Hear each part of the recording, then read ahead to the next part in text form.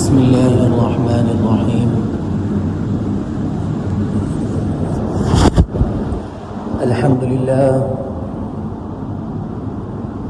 لله وحده، والصلاة والسلام على من لا نبي بعده ولا رسول بعده ولا معصوم بعده ولا أمة بعد أمتي ولا كتاب بعد كتابي، أما بعد.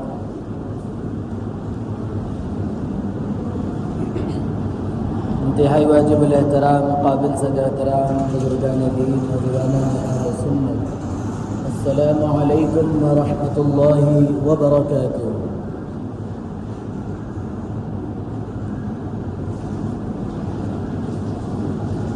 اللہ رب العزت کے فضل و کرم اور اس کے احسان کی وجہ سے ہمارے لیے قربانی جیسی عظیم عبادت کا کرنا،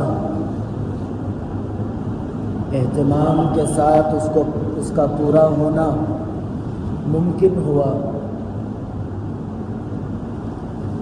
اللہ کی بارگاہ میں شکر بجا لانے کے لیے ہم کو یاد کرنا چاہیے ان لوگوں کو، ان علاقوں کے باشندوں کو، کچھ علاقوں کے رہنے والوں کو جن کے لیے قربانی کرنے کے لیے بہت ساری مشکلات کا سامنا کرنا پڑا. روڈ تو دور کی بات، راستہ دور کی بات، ان کے لیے گھر میں کرنا بھی مشکل تھا. لیکن اللہ کا احسان ہمارے ساتھ یہ رہا کہ ہم جہاں چاہے جیسا چاہے ہم نے قربانی کا اہتمام کیا. ہم نے یہ نہیں سوچا کہ گزرنے والوں کو اس سے کیا تکلیف ہوگی، کیا ہوگا، لیکن ہم نے اس کو پورا کیا. حالانکہ چاہیے یہ تھا کہ اس چیز کا لحاظ کیا جائے کہ راستہ گزرنے والوں کو ہماری عبادت کے ذریعے، ہمارے عمل کے ذریعے تکلیف نہ پہنچے. لیکن ہمارے ساتھ آزار جڑے ہوئے تھے، عذر جڑا ہوا تھا کہ ہم کیسے گھر میں کرتے، کیسے فلاں جگہ کرتے. بہرحال جس طریقے سے بھی ہم نے کیا، اللہ کا لاکھ لاکھ شکر ہے، اس کا احسان ہے. اللہ رب العزت نے ہمارے لیے عبادت کو ممکن بنایا. اب اللہ کی بارگاہ میں دست دعا دراز کرتے ہیں کہ اللہ رب العزت ہماری اس عبادت کو قبولیت سے سرفراز فرمائے، اور جو کچھ کمیاں بیشیاں رہی اللہ رب العزت اسے معاف فرماتے ہوئے اعلیٰ درجے سے اس کو قبول و مقبول فرمائے. اور پھر قربانی کے پیغام کے سلسلے میں گزشتہ ایک بات آئی تھی کل عید کے موقع پر کہ قربانی صرف نام جانور ذبح کرنے کا نہیں ہے، بلکہ قربانی جو ہم کو ملی ہے وہ کیسے ملی. آپ لوگ سب وہ واقعہ جانتے ہیں، حضرت ابراہیم اور حضرت اسماعیل علیہ السلام کا وہ واقعہ کہ کس طرح بیٹے کے اندر وہ جذبہ تھا اور والد کے دل کے وہ جذبات تھے کہ اللہ کی اطاعت کے آگے، اللہ کی فرمانبرداری کے آگے ان کو نہ بیٹے کی محبت ان کو اطاعت کرنے سے روکی، نہ ان کو باپ کی محبت نے ان کو اللہ کی اطاعت سے روکا. کیسے ان کے دل کے وہ جذبات تھے کہ اللہ نے اس کی یادگار کو آج تک باقی رکھا. اور اگر آج بھی ہمارے دلوں کے اندر وہ اطاعت کے جذبات اگر پیدا ہوں گے تو کم از کم درجے میں ہماری نسلوں کے اندر وہ چیز باقی رہ جائے گی. آپ خود دیکھیے کہ ہمارے خاندانی طور پہ کچھ روایات چلتی آتی کہ ہمارے فلاں پردادا کے وہ سکڑ دادا کو ان کی فلاں جو ہے ایسا کرے تھے، یہ نیکی کرے تھے، نہیں اس کو باقی رکھنا پڑتا. ہمارے دادا بھی باقی رکھے تھے، ہمارے والد بھی باقی رکھے تھے. ہم کو بھی چاہیے کہ اس نیکی کے اندر آگے بڑھے. وہ ان کا وہ اخلاص تھا جس کی وجہ سے وہ نیکی ان کی خاندانی نیکی بن گئی. مثال کے طور پر جیسا مسجد کے کسی حصے میں ان کے کسی کوئی آبا و اجداد میں کوئی حصہ لیتے تھے، وہ سلسلہ چلتا چلتا آج پڑپوتوں کے اندر بھی وہ سلسلہ جاری ہے۔ کیوں؟ ان کے وہ آبا و اجداد میں سے جنہوں نے یہ قدم اٹھایا تھا وہ اخلاص کے ساتھ اور صرف اللہ کی اطاعت اور اللہ کی بندگی اور اللہ کی خوشنودی کے لیے اٹھایا تھا، جس کی وجہ سے وہ سلسلہ چلتا رہا اور آگے بڑھتا رہا، اور انشاءاللہ وہ آگے بڑھتا بھی رہے گا۔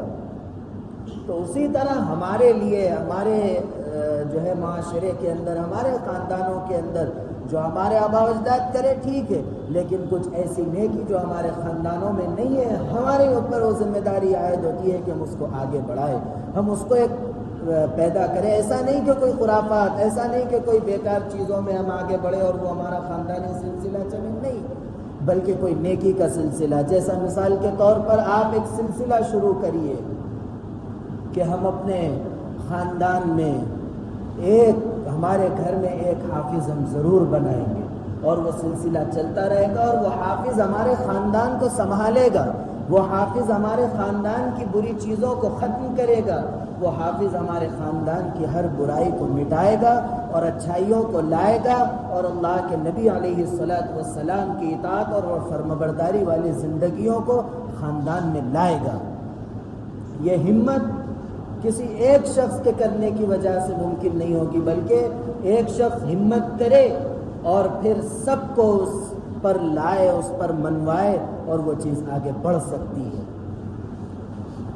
اسلام کا ایک مزاج ہے، اسلام اپنے ماننے والوں کو کہیں پر بھی کسی بھی جگہ پر خالی نہیں چھوڑتا، ہر جگہ ہر موقع پر اس کو کچھ فضائل کے ذریعے ابھارتا ہے کہ آدمی فضائل کو سننے کے بعد اس کے دل میں اس نیک عمل کے جذبات اور زیادہ بڑھ جائے۔ فضائل کا تذکرہ اسی وجہ سے ہوتا ہے۔ اب ایک آدمی اگر حافظ قرآن بنتا ہے تو ہم سب جانتے ہیں کہ اگر کوئی بچہ حافظ بنتا ہے تو وہ اپنے خاندان کے ایسے 10 لوگ جن پر اللہ کی طرف سے جہنم کا فیصلہ ہو چکا ہوتا، لیکن اس حافظ کو اللہ رب العزت یہ اختیار دیتے ہیں کہ وہ اس سے نکال لے۔ یہ فضیلت حافظ قرآن کو میسر ہوتی ہے۔ اور اس سے بڑھ کر ایک چیز یہ ہے کہ حافظ بن جانا یا قرآن کریم کو بہت اچھا پڑھ لینا، یہ تو بہت بڑی سعادت کی چیزیں ہیں، لیکن اللہ کے نبی علیہ السلام نے ایک جگہ فرمایا جس کا بار بار ہمارے سامنے تذکرہ آیا کہ کوئی شخص تھوڑا بہت قرآن کریم کو پڑھنا سیکھ جاتا ہے، اللہ نے دیگر لوگوں کو جو نعمتیں دی ہے ان تمام نعمتوں سے بڑھ کر وہ نعمت، سب سے بڑی نعمت اس شخص کے پاس ہے جس کو تھوڑا بہت قرآن کریم پڑھنا آ گیا۔ کتنی سعادت کی چیز ہے، کتنی اللہ کی طرف سے کتنی بڑی نعمت ہے جو ایک شخص کو میسر ہو رہی ہے صرف اور صرف قرآن کریم پڑھنے کی برکت سے۔ اور پھر آدمی کے لیے اگر یہ ممکن نہیں ہے، حالانکہ ایسی بات نہیں ہے کہ کسی شخص کے لیے کوئی چیز ممکن نہیں ہے، ایسے بہت سارے بچے ہماری نظروں میں ہیں جو اسکول پڑھتے ہوئے بھی، جو اپنی انگریزی تعلیم کو جاری رکھتے ہوئے بھی حفظ قرآن کا اکثر حصہ، ہمارے یہاں خود مکتب کے اندر ایسے بچے موجود ہیں جو جس طرح مدرسوں کے اندر بچے حفظ کر کے جن کا قرآن پکا ہے، ویسے بچے بھی ہیں ہمارے پاس، پڑھتے ہیں مغرب کے بعد کی پڑھائی کے اندر۔ تو کم سے کم اس چیز کی ہمت کرے اور اپنے بچوں کو قرآن کریم سے جوڑے۔ اور یہ چیز اس سے پہلے غالباً آئی تھی کہ یہ جو کفر و ارتداد کی طرف جو بچے جا رہے ہیں، جو بچیاں جا رہی ہیں، اس کی وجہ بہت ساری جو کچھ وجوہات ہے، اس میں سے ایک وجہ یہ بھی ہے کہ وہ لوگ قرآن کریم کو پڑھنا نہیں جانتے، ورنہ قرآن کریم کے اندر یہ قوت ہے، قرآن کریم کے اندر یہ طاقت ہے کہ ان ھذا القرآن یہدی للتی ہی اقوم، کہ یہ لوگوں کو ہدایت بنا کر اللہ رب العزت نے جب بھیجا تو وہ اپنے پڑھنے والوں کو کیا وہ ہدایت نہیں دے گا؟ کیا وہ اپنے پڑھنے والوں کو برائی سے نہیں روکے گا؟ اگر کوئی شخص بزرگوں نے یہ لکھا ہے اپنے تجربات کے اندر کہ اگر کوئی شخص روزانہ تلاوت قرآن کا معمول رکھتا ہے تو آخر عمر میں اللہ تعالیٰ اس کو کسی کا محتاج نہیں بناتے، کبھی اس کو کوئی ایسی بڑی بیماری میں مبتلا نہیں کرتے۔ جو قرآن کریم اپنے ماننے والوں کو یہ دنیاوی فوائد جب دے سکتا ہے تو آپ اندازہ لگائیے کہ اخروی فوائد قرآن کریم اپنے ماننے والوں کو کتنے نہیں دے گا۔ اس لیے اپنے بچوں کو، اپنی نسلوں کو قرآن کریم سے جوڑے اور پھر یہ عہد کرے کہ ہمارے خاندان کے اندر، ہماری فیملی کے اندر یا ہمارے گھرانے کے اندر ایک بچہ ایسا ہو جو قرآن کریم بہترین پڑھنے والا ہو۔ عہد کیجیے، اللہ سے وعدہ کیجیے کہ ہم اس پر آگے بڑھیں گے اور اس ہم وعدے کو اور اس عہد کو ہم پورا کریں گے۔ اور پھر جب ہم پورا کرتے ہیں تو پھر یاد رکھیے پھر اللہ سے مانگنا بھی پڑتا ہے کہ اللہ ہم کو توفیق دے، اللہ ہمارے لیے آسان بنائے، اللہ رب العزت مشکلات کو ہٹاتے ہوئے ہماری ہر نیک عمل کے لیے آسان راہ فراہم کرے۔ یہ اللہ سے مانگنا بھی پڑتا ہے۔